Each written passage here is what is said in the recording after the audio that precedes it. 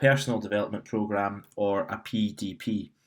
When you see a PDP in your higher PE exam, it's looking for you to talk about a personal development program that you have undertaken this year in higher PE. So today we're going to talk about how we might go about creating a personal development program. We're going to have a little bit of a look at the principles of training. We're going to explain why these are important, and we're also going to look at describing a session for the physical factor. So what is a PDP? Well, basically it stands for the Performance Development Process or a Performance Development Program. And this is going to be a 10-week program which is going to be specific to you and your weakness within an activity. And this year at the bottom you can see that we've been trying to develop our skills and the emotional factor through badminton. We've been trying to develop our fitness and the mental factor through swimming. And we've been working on the social factor and again on the physical factor through basketball. But where we're going to look at trying to make the biggest improvements in our performance is going to be either fitness or skill based.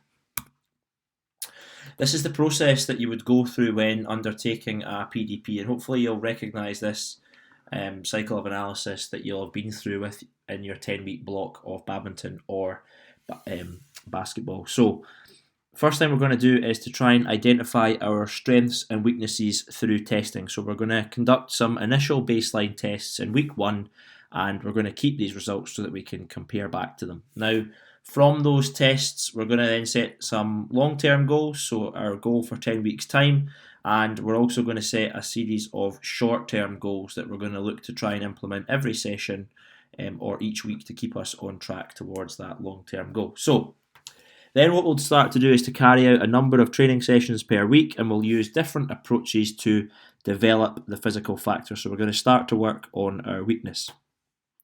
Whilst we're going through this process, we're then going to undertake some methods of monitoring, and we're going to use these to make sure that we're constantly improving and we're checking to see if our training is working. And then after this, we're going to make some adaptations to our program, and we're going to repeat that process. So we'll monitor and then we'll retest at the end and see how much we have improved. So when we're beginning to think about creating a PDP, we need to consider the principles of training. Now, there's a really handy acronym that will help you to remember that, and that is SPORT FIT.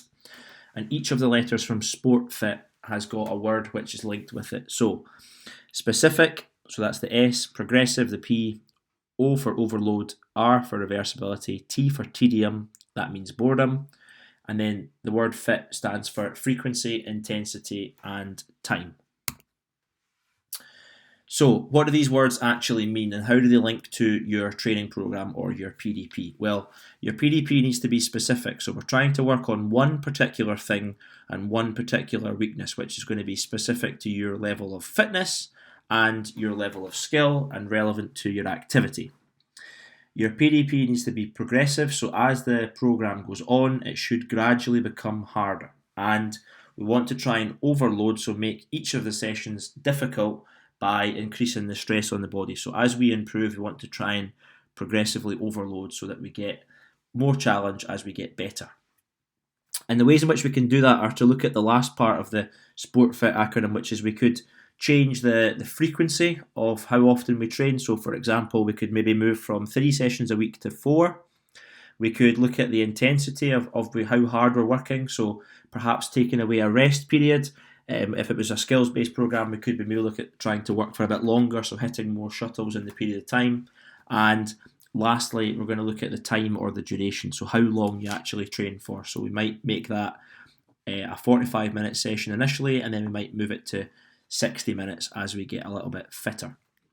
Your program also has to be reversible, and what we mean by that is there needs to be time for you to rest and recover, so there should be rest days, and you're going to have to think about the days in which you train for this to avoid burnout or overtraining, but also we need to be able to take into account any injuries that might occur during the program, and your program also needs to be able to be made easier if we're not seeing progress when we complete some monitoring.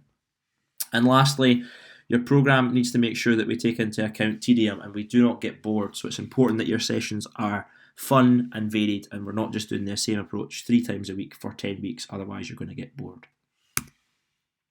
So we're now going to start to look at how we might build a program for the physical factor, and I've given you some examples here, an outline of a program. So this person, this higher PE pupil, has been trying to improve their CRE, so it's a fitness-based program. And over the next 10 weeks, their goal is to improve their bleep test score from 10.1 to 12.1. So as you can see there, they're trying to run for longer without getting tired. And they're telling us that they're going to do 3 sessions a week. Their sessions are going to be 45 minutes, and the approaches that they're going to use, the ways in which they're going to develop their CRE are through fartlek training and continuous training, and they're going to check for progress by retesting in the middle and at the end, and they're also going to complete a training diary after each session and each week. So we're now going to start to look at what a session might look like. And in your higher PE exam, you may be asked to describe a session. Now, what's on screen just now is not enough for us to get a full description, but I'm just giving you an outline of what a session might look like. So, for example, the first thing we would do is we want to warm up and raise our heart rate. So we would want to do some dynamic stretching, probably between 2 cones. Things we'd want to do here would be like high knees, heel flex, squat jumps, jumps for height, so that we can warm up the body and prepare it for exercise and make sure that we don't get injured. We would then get into our fartlek training session. So remember, fartlek's a Swedish word for speed play, and it's all about running continuously with a change of pace. So using the box that we've set out here, the cones would be 25 metres apart, and we would carry this out on the AstroTurf.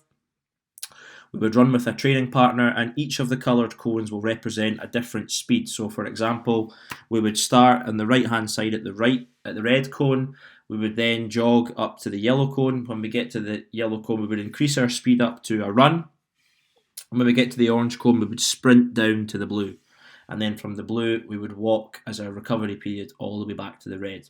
And we would repeat that process for around 30 minutes, and we would wear a heart rate monitor to check and see if we were in our training zone. We would also need to keep count of how many laps and how many times we go around the box so that we know our distance. And the last part of the session, we would complete a cool down, so that would involve a little bit of walking, perhaps around the outside of the pitch, and some stretching in each of the corners to make sure that our muscles are not too sore and we don't get a buildup of lactic acid, which will prevent us from training hard over the next few days. So that's what one session would look like. We're now going to look at what a skills session might look like. And this example is from badminton. So this person has been looking at trying to improve their drop shot. So again, similar to the fitness session, we would do some dynamic stretching and get warmed up. So we would maybe go around the outside of the court, doing some side steps, a bit of running, and then doing some stretching. We would then probably go into a little bit of shadow practice just so we can try and get the feel for the action and try and improve our technique. And we would want this to be around 5 minutes, so not very long to avoid boredom.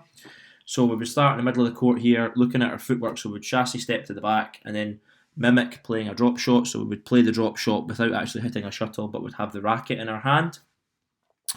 Then we would get into a little bit of repetition drills. So we would work with a partner here. So as you can see on screen, the feeder is going to serve shuttles over, so the blue arrow, and we're then going to play the shot from the back of the court, and we're going to try and land it at the front of the court between the service line and the net. And then the last part of the session might be to use some conditioned games. And the condition that this game has is it has to start with a high serve, and if the shuttle lands between the service line and the net, it's worth 2 points rather than 1. And the last part of the session would involve a cool down. So that's an example of a skills-based session in badminton to improve our drop shot. Okay, so in your exam, you may be asked to describe a training session from a PDP that you've carried out, and this is something that we could talk about here, either to describe the fitness session or a skills-based session. Now, this can be worth anything from sort of 3 up to about 6 marks, and what you'd have to do here is to describe, what did you actually do, who did you work with, where did you complete it, was it in the games hall, was it in the pool, was it outside, then to describe the approaches. So if we're taking the fartlek training example, would have to describe what did you do at each of the cones, how long was it, how hard were you working, etc, etc. And then you would also want to include a description of your warm-up. So what did you actually do for the warm-up and what did you do for the cool down? And that should allow us, if we go into lots of detail and paint the picture for the marker, to access all of the marks.